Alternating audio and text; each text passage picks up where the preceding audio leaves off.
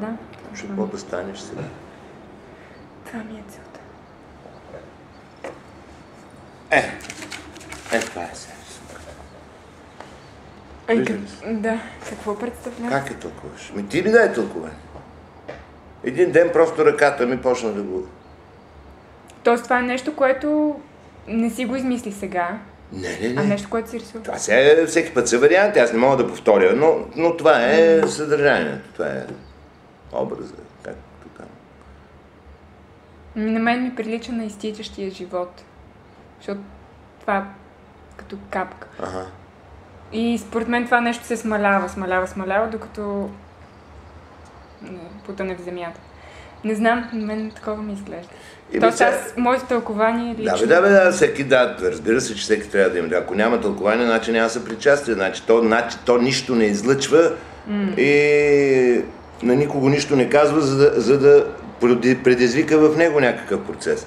И най-хубаво точно това на всеки индивидуално да говори за всеки. Примерно на мен това ми говори, но на някой друг. И сега, примерно, аз съм слагал, като съм се замислил, защото аз не знаех предварително какво ще неща, да речем, това мога да се нарича плачещия динозавър.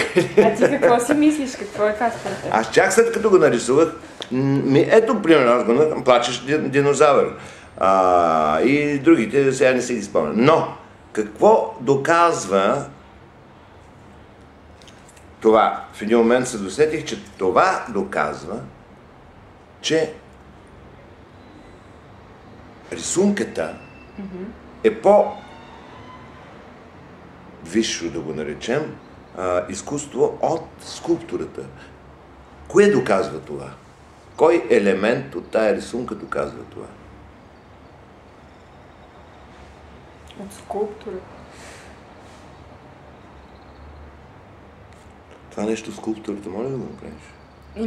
Само заради капката. Ето това пространство, това прекъсване в скулптурата не можеш да го постигнеш, освен с фатка, примерно с невидими жички. Такива, да. Ще е фатка, ще е номер. Фатка, да. Това доказва, че айде да не е по-висше, но по-абстрактно, по-много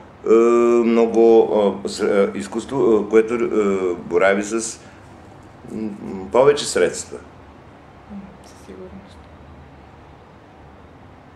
И от тук вече имам разни разработки на тая тема, примерно обърнати обратно, едно друго тогава. Те бяха 4 описа и ми се чезнаха някъде тези рисунки, не знам къде.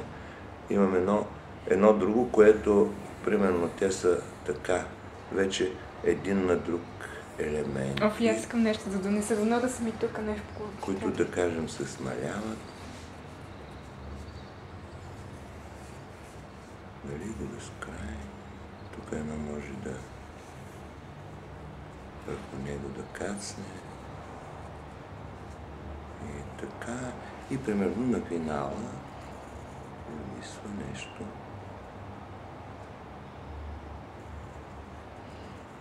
Такова. Това е интересно. После пък като контратеза. Я да го покажем на камера. Я да види дали се вижда. Вижда се. И третия, който ми хрумна след като направих това, то по-обратното. От малко към голямо.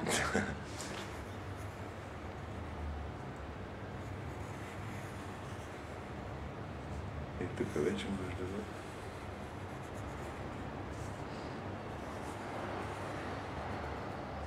Тук пък това се разгледа. А това пък ми заприлича на бебенце, който е от ембриона и става Да.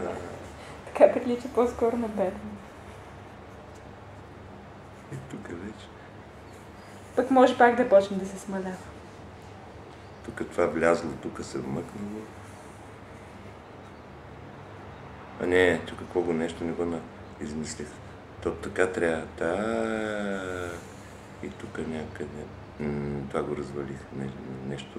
Нещо. Ето виж как той има някаква собствена логика, която аз се разбърках.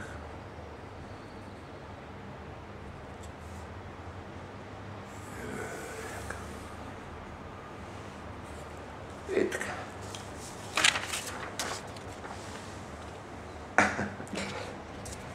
Така.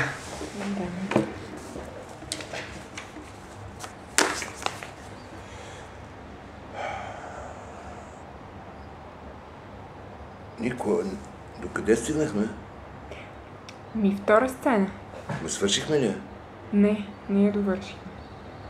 Аз нещо... Докъде... Добре. Окей, значи почваме. Добре, да спирам, защото сме в началото още. Да. По-късно ще окей. напредне.